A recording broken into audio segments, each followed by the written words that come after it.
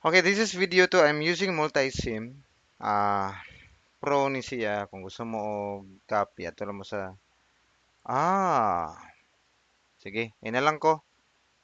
Nani sa computer na ako sa balay. I don't know if I have a copy of this one sa department. So, once you are finished with the setup class, kung magpa AC response mo katong naa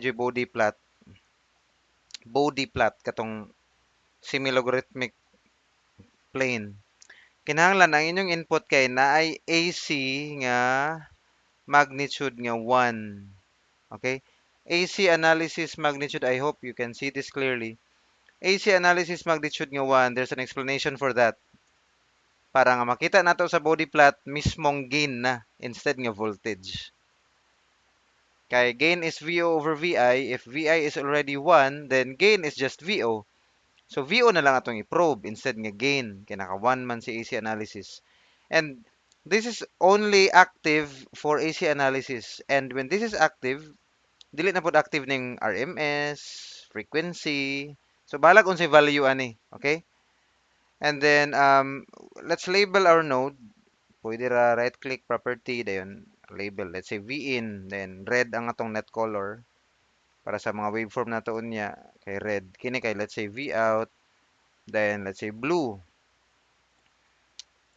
Okay, apply, okay. And then dito ka sa analysis, instead nga interactive imong usbon, kung naka-pro ka, kompleto ni. So, dito ta sa AC sweep. So, ang atong output, kinahanglan kay naa, so Vin o Vout, atong i-add. So, output na, meaning, ang i-output sa display ba, sa waveform. So, gusto na to makita si Vin o si Vout. So, i-add na to siya. Frequency parameter, okay na ni, naka-decade na siya, meaning, ang atong x-axis ani naka-log, naka-times 10 pirmi. We start with 1 hertz, dili pwede 0 kay mag-error kay walay 0 nga naka-logarithmic o naka-vertical scale na. Kung linear na, pwede ra pod. Kung logarithmic, pwede pod. Logarithmic ta atong ibutang. Naka-log ang atong x-axis. Uh, vertical scale man dahil ni. Decibel na lang dahil class kay naka-vertical scale. This is why. Sweep type dire. Kung linear, ang imong x-axis mo ay 1, 2, 3, 4, 5. Pero naka-decade man ta, meaning 1, 10, 100. Octave, kuha ni siya. Lahi po ni siya. So, decade lang ta. Ano siya default? Default kay vertical scale, logarithmic. I-disable lang natin eh. Analysis options, okay na ni. By the way, ang atong stop frequency kay 10 GHz. Ato ning usbon kay nag-expect man ta nga mga megahertz ra siya. So, pwede ra megahertz para dako atong makuha nga window. I-run na to siya. So, kita na to. Okay. Ito usbon. Itong usbon ang atong gigahertz na lang yun na to. 10 gigahertz. Okay, run. And then, pwede na to ni i-maximize. So, ang ubos class, phase na siya. Okay? Ang babaw, iyang gain nga response. Nganong di man blue? Sige. Okay, ang input nato morning red. So 0 siya kay kuan man. Siya man ang reference. 1 man ang atong gibutang sa atong AC input, di ba 1? What is dB sa 1? 0. Then sa output nato actually ang green class ang atong nakita dili ni gain. V out ni. Nya naka 1 man si V in, so mura na pud ni siya gain. Gusto ka og value na mga cursor diri kilid. So iyang maximum gain is how much? V out dayon diri ka sa y nga value dayon cursor number 2 so y2 36.2251 dB. Pila to ganina? 92. Pila man na in dB? So absolute value ana is positive 92. So 20 log positive 92 is 39.275. 39.275. Pero sa atong simulation that's 36.2251. So na mga error gamay. And if you see class, na siya mga dili ni piecewise ha, nakakuan ni siya tawag ani exact. So ato lang bana-banaon sa lower frequency response, di ba? 36 man na. So pangitaon ninyo kanusa siya mag-drop og 3 dB. So around 33 o diri. So mo ni iyang dominant frequency. Napag yung isa kining harapit siya miliko. Okay? Murag dinhi dapit. Sa high frequency katong gisolve nato class, um dako yung kay siya error no kay pasabot sa dakong error class meaning mali tong mga parasitic nga value pero kay base ra man ko sa datasheet tanala na to. So asa siya mag 33.22 33.22 mga diri. So di ba? Ang reading din niya is x axis sa 2 so x2 48 megahertz. Dayon murag ang sunod niya kay diri dapito kining diri miliko sa diri. That's 1 giga. So mali gid siya. Okay, so lahi lahi day yang kuan diri, yang capacitance. And then sa phase class, inyong hinumduman kato ang giingon.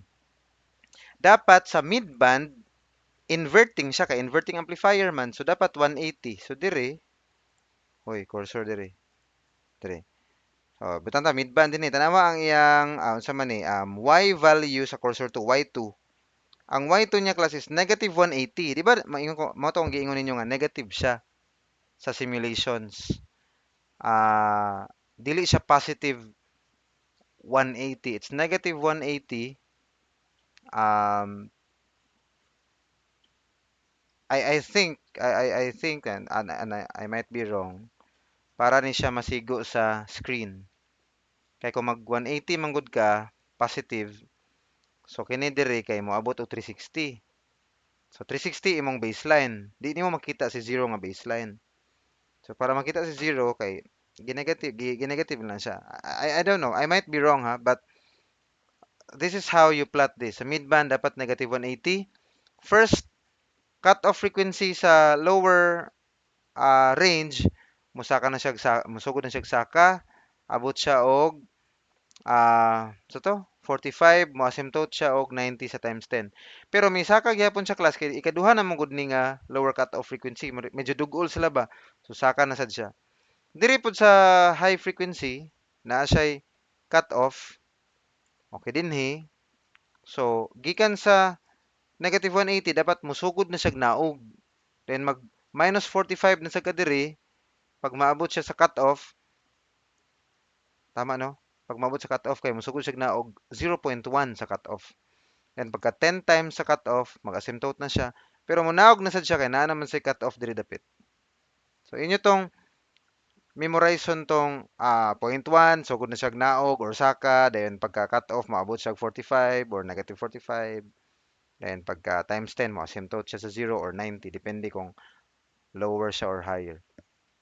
Okay? So mao ni atong ultimate goal. Now, before ta mo end, ato lang tan-awon class kung ako I don't know with this pero naa ni siya characteristic. So kung nakabantay mo ani okay, let's say mangumpra mo din ha 2N3904. Tanaw na to yung model. Na siya spice model. Actually, this is an introduction sa ginabuhat sa mga seniors ninyo dira sa Microlab. Spice na ilang ginagamit, meaning nanay naga-code na sila. So, na NPN siya, let us try to check na ba siya mga capacitance. Naagi di ay. So, naa siya okay. This is junction capacitance at the collector side, junction capacitance at the emitter side. So, where is the other junction capacitance? Wala no? So, okay. Collector, emitter, I'm not sure with this. Pero, better if we look at the datasheet. Okay, atong lantawon sa datasheet. Pwede po siya detailed report. Okay, na din oh. Okay, nasa detailed report. So, kato yang model na din Dayon, tanaw na to kung naa siya'y capacitance. Okay, mo ni ang beta oh, 150. Um, wala siya'y capacitance. Okay, wala siya capacitance. So, last resort class is you check the data sheet. So, check the data sheet. 2N3903.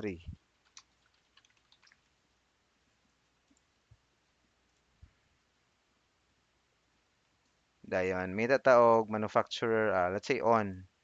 Pwede po dito manarbaho sa on. Ay on nga kumpanya sa Cebu. Fairchild ni sa una na himong on na karon.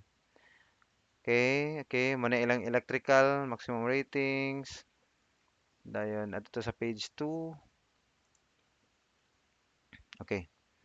Off characteristic, on characteristic. Dayon, small signal. Naadri ang mga beta ni siya class kinang HFE. Wala na itong discuss sa 170 ka. Wala natay time. Ito ra. Oh, tama yun lagi. It's 4 and 8. So this is EB, 8. CB is 4. So, tama ra gyud siya. Ambot lang ano nga dili ka to ang kuan sa multisim.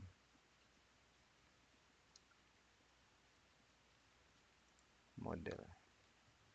Pwede po ta mo search class. Ah, okay. Basin niya mao ni si katong 4, mao ni ang sa 8. Okay. Okay. Sige. If pang check na lang po no kung naminaw bagid mo hantod ani nga video, I will give you an assignment. What you will do is you try to to solve for the cut-off frequencies nga inyo mo ninyong gamiton. So, ang katong 8, ilisdan ninyo 4.493. Ang katong 4, ilisdan ninyo 3.638. Piko na tanan. Okay? And then try if this is tawag ani nearer to the simulated value nga okay. So, ang check na lang pud kung naminaw pa hangtod karon. Kining okay. So, ato na lang i-determine daan karon kay lisod po maghimo pa mo. So, okay, ako na lang kuan ha 36.22 may datag 33.22. Estimate na lang class 33.22. Okay ni. Okay, kato. Dapat duol siya sa ah kuan. This is X2. So, 56 megahertz. Okay? Take note, 56 megahertz. Ug, dapit. Let's say, 1.3 or 1.2 or 1 na lang, 1 gigahertz. 1.3 gigahertz. Near to 1.3 or 1.4 gigahertz. Okay? Check ninyo na kung kuan. So, you have to submit that next meeting. That's your assignment. First assignment. And then the second assignment, kay i-post na ako sa dapat din ako i-post din ako ingon no para i-check din ako kung naminaw. That's it no. The second assignment is katong PowerPoint. You will solve this. Complete. Okay? Complete siya. Now, ayaw ninyo i-mind si VI nga 24 MVPP, MVP, dayon 5 kilohertz. Ayaw ninyo i-mind. Ganun man, sa frequency response mo good class, ang atong x-axis is swept nga frequency. So, dili lang na siya 5 kilohertz. Tanan. Kung asa siya kung ahan mo gusto siya i-sweep. Siyempre, katog yung part nga makita ang degradation. And then in the y-axis, dili man 24 millivolts peak, gain man atong ibutang. Okay, so sa 2N4416, no, wala man tay mga kuan, mga value niya. So, atong ibutang karon. So, sa coupling na ana, 2N4416. So, we will search that. Ato na lang i-uniform kay, okay, 2N4416. Wait, 2N4416. 2N4416. Mangita mo ani, actually, parehara na siya class. Balag, unsa na nga manufacturer kay naka-standard man eh. So let's say kini Vishay. Sa ni Vishay Siliconics. Ang iyang beta class, I'm sorry, this is FET no. So iyang GM unsa may kinahanglan sa FET? IDSS o pinch off. So ang pinch off niya, okay, gate source breakdown voltage. Mo na yung pinch off. Mangita ta gate source cutoff saturation drain current, gate operating current. Okay, okay, dito static. V typical gate source cutoff voltage. Okay, morning gate source cutoff voltage niya class. -3. Okay? -3. Okay, gate source cutoff voltage, di ba? If you remember, pinch off is the value of your gate to source nga mag-cut off siya. And then ang test condition niya is okay, okay. Okay na. So -3. And then ang iyang saturation drain current katong IDSS is 10 mA. Mao man siguro na ang kinahanglan. Okay. Capacitance class wala na ba? Atra, reverse transfer capacitance. Okay. Input capacitance o output capacitance. So 2.2, the typical unit is picofarad. Mao ni ang sa katong input. So drain to source. Drain to gate. Kani ba? Drain to gate. Okay? Drain to gate is 2.2 and then gate to source is 1. Okay? And then ang pinakagamay is the uh, drain to source. Okay? Mo nang pinakagamay. Kani 0.7. Yeah, reverse transfer capacitance. Okay. Sakto na siya. So makuha ninyo ni. Kamo na is your assignment. Okay. Tong multisim. Okay. Okay, so kana. Solbo ninyo ni. Okay, and then inyong i-multisim. Dagan kayo magbuhaton no. Inyong multisim. Wait lang. Mag-multisim pa ta. Then inyong compare. So i-check lang nato class kung kuan ba ni. Mag-expect ba ta og duol nga value. So balik ha, pangitaon ninyo din Okay, pang-check lang niha ang atong value katog yung naa sa kuan. Datasheet 2N4416. 16 ba ito i-search? 2N4416. Okay. 2N4416. Dayon. Okay. Then detail report. Tanaw na to. So, kuan siya. It's a JFET. JFET. Dayon. Okay. Okay. Okay. Okay. Sa man eh. Una na gani diri oh. CGS. Gate to source.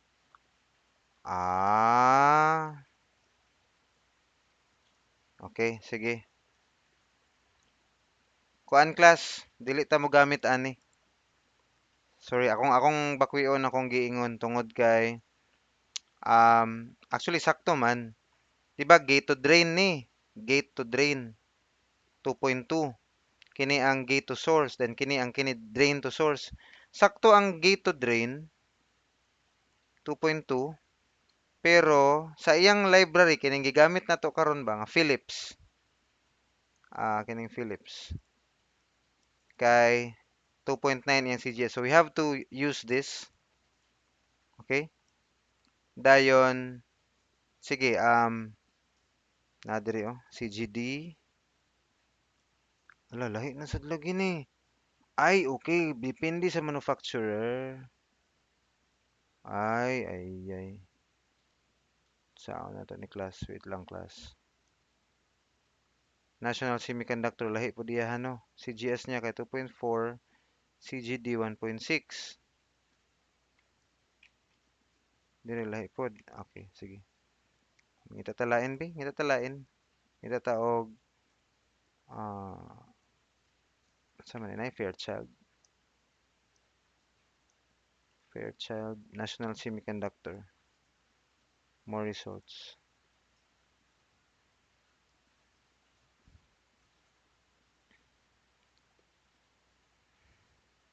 Wala, may National Semiconductor. Tanaw ta Fairchild. Sa pod siya. Tara oh. 2N4416. So lahi pod 4.09. Okay. Ayun na lang. Final class, follow ta sa multi-sim. Pero aha ani, part, little report A. Kini na lang. Component, dayon, kay National Semiconductor, basig na siya. Kini mas maayo ni kay isa ra ka book National Semiconductor. So atong buhaton class kay, obsolete na gidayo. 2N4416A.